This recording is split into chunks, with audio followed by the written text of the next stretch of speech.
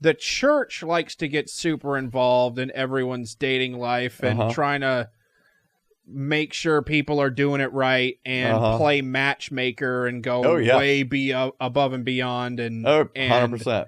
And have people sign contracts that they can only be with someone at the church or, you know what I'm saying? Like, that's not far-fetched. So that part of it. Okay. How involved should the church be? Yeah.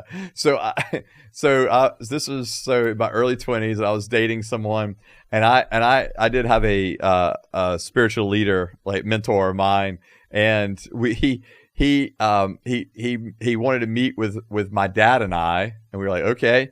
And so like we're meeting with him, and he's like, all right. And he just looked at me. He was like, so like, Joseph, when are you going to marry her? Like referring to this girl that I'd been dating for like 2 months. Right. And he was like, when are you going to be dating her or marrying her? And I was like,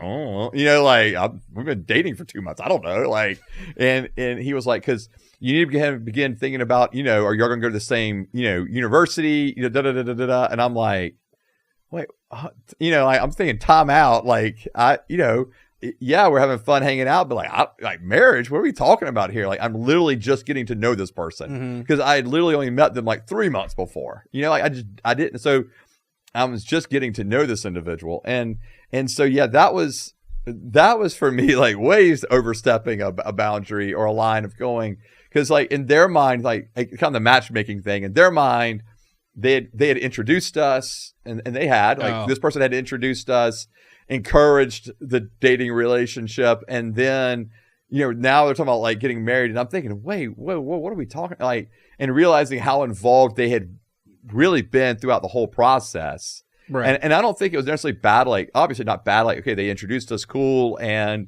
encouraged me in dating, okay, fine, like. But now it's like, man, they're going to want to be involved in like every aspect of this thing, So this meeting was like the Bond villain telling the whole plan, and how he orchestrated everything, pretty much, and so I was like, okay, that's different, like that's not okay, and then like you're not at this church by accident, right? I set all of this up, and so and and then like so like later on, and this is actually with my wife and I, so we weren't even dating yet, and we were in the church, and we had someone come up to us, and they were like, hey, can y'all just like stand just right beside each other for a second? And so like we did, and like and then she kind of just like backed up and looked at us. She's okay, I just wanted to see what it would look like y'all together. And I was like, no, like and it was super awkward and super weird, and like and my wife said she actually was afraid at that point, because like we had just kind of like started talking, like that's like where we were at, like barely even doing that, and so she was like, I was afraid you were going to be like out, like nope, gone, and so like the church does get involved, and a lot of times it's good meaning, like they mean well behind it, but I do think we have to allow things to kind of play out much more organically. But this can get real bad, though. You're making it sound all no. Okay, so I actually know someone very well, like, and so their parents. The whole reason their parents got married is because a pastor, quote unquote, prophesied to them that the parents should get married. And then they did. Because they did that? Because the pastor, because they thought that was what the will of the Lord was for them. Was it? Well, they're not together anymore, so I'm gonna say no. And it's but like, and I'm not saying it was like necessarily the will of the Lord or whatever, but I think that's what you're kind of talking about. Like that's like the crazy overreach. Yeah. Right? Like where the prophet comes in and he's like, you over there, the Lord says y'all are to be married. No. Like, yeah, exactly. Just no. And so I do think that's the kind of crazy overreach that does happen sometimes. And that's, you'll see that like in the charismatic or Pentecostal circles, where the whole, prophetic, where the Lord things are. But then I think also in just like you, me, but he's a right. No, next to you, right? Oh, yeah. So I know another couple, and this did work out for them. I mean, they've been married for a long time, but I know another couple, and this kind of similar thing happened, and the wife, or before, the woman was like, I don't even like this person. Yeah. Like much less date him. I don't even like him, mm-hmm. And then like after she said after she prayed about it for a while, she was like, well, I guess, I need to at least give it a try, I guess. And no, you don't. That's what I would have said. But she did, and they ended up getting married. And them? Huh? Are they still together? Yeah, they're still together. Okay. Yeah. And they've been married for decades. So the church is 50-50 on this so far. Well, not good odds. No, I don't think the odds are good at all. Although it is representative of most of American divorce rates. So 100% it is. Whatever. But I think that, and then I think also have the kind of the crazy kind of prophetic side you find in charismatic churches. And then I think there's the other like real legalistic side, which you kind of talked about earlier, where it was like, you're only going to date people within our church, yes, or within our network of churches, right, who have this, because what they'll use language of is like, you need to be equally yoked. You need to go fill out these personality tests, and we'll decide whether they're compatible. Yeah, well, there's that too. But I think there's the more of the like, you need to be equally yoked, and they'll take it to like the extreme part of being equally yoked. Because I agree, there needs to be an equally yoked part in the sense of we're both believers and we have some fundamental things doctrinally and theologically in agreement. They actually put one of those things on both of you and make you walk through a field. Let's see how it goes. Right. Yeah. Make sure you can. It's like the Amazing Race together. They can make it through this. They'll make it through anything. Yeah. So, you guys are going on a scavenger hunt. And we're going to document how well you work together, right? As a church. Right. We're going to video it and then we're going to all watch it together. Yeah. Yeah. That sounds awful. But, and I do think though that there's that sense of like, okay, to be equally yoked really means you've got to date someone in our like network of churches or community of churches because we all have the quote unquote same DNA.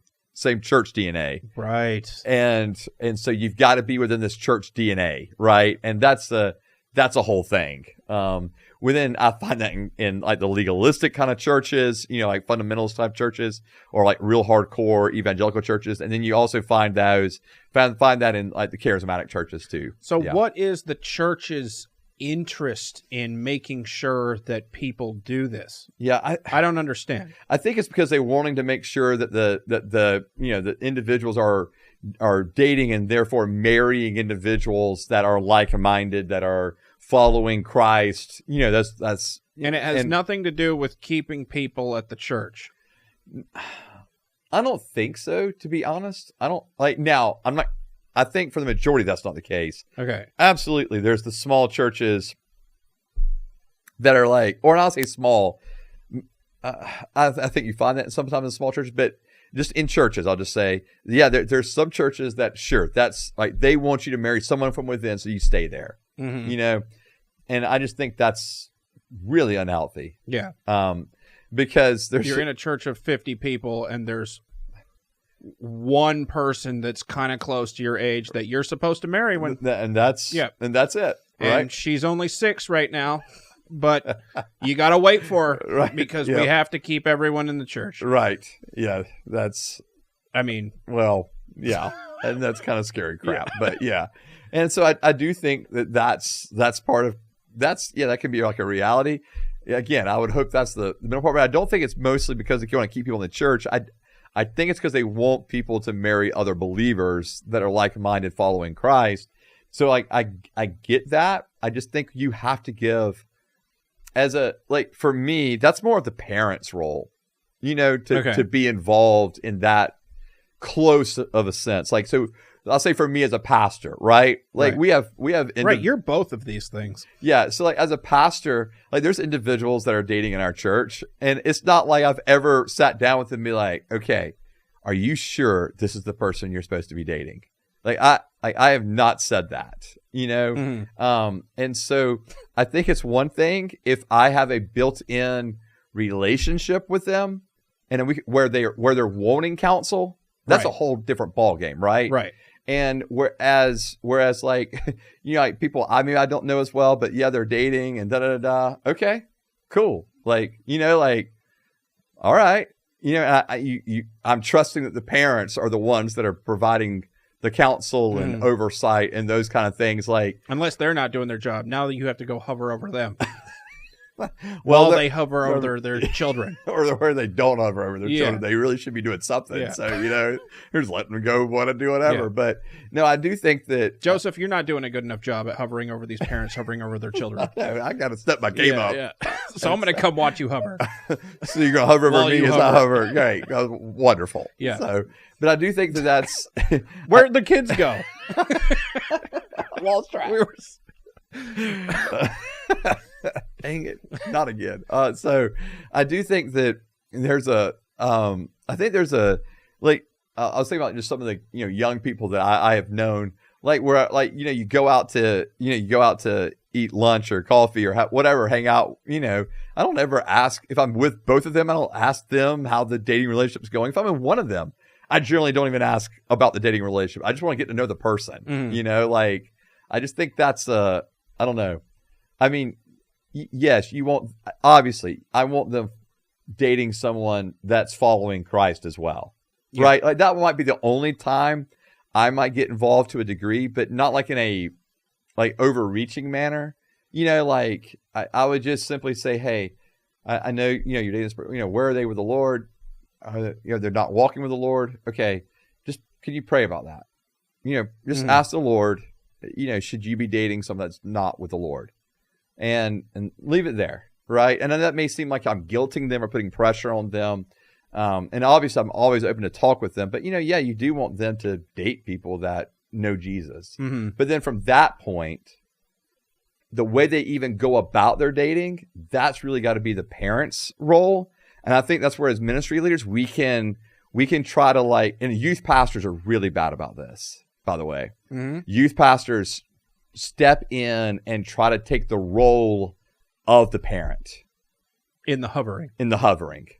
And I think youth pastors can be really guilty of this. Well, yeah. And, you know, and I've even told, like, our youth leader, like, or not guilty enough. Yeah. I told our youth leader, like, who's in the pantry?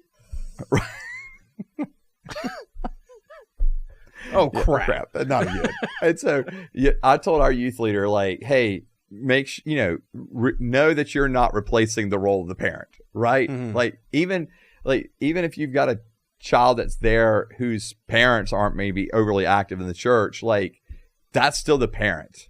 You know, like, we have to respect those boundaries of the parent or the rules of the parent. Like, you can't step in and say, well, the way your parents are doing it are wrong, right? Or the way that, you know, your parents aren't doing this right, so I'm going to now tell you how to do, like, I'm going to do it right for them, basically. Can't you just say the right stuff, even if it contradicts the parents?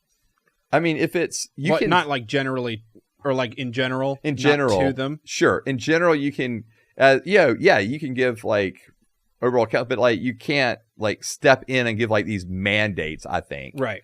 That's, you know, and it's, you just can't do that. And I guess I've seen that enough to where that bothers me, where it's like the youth pastor or just pastor, whoever, right, steps in and gives this, like almost like they're mandating things, you know? And I mean, I've shared before how I overstepped a boundary with someone who I had a good relationship with, who would have sought my counsel, and I still overstepped that boundary, right? Like, we can't give mandates.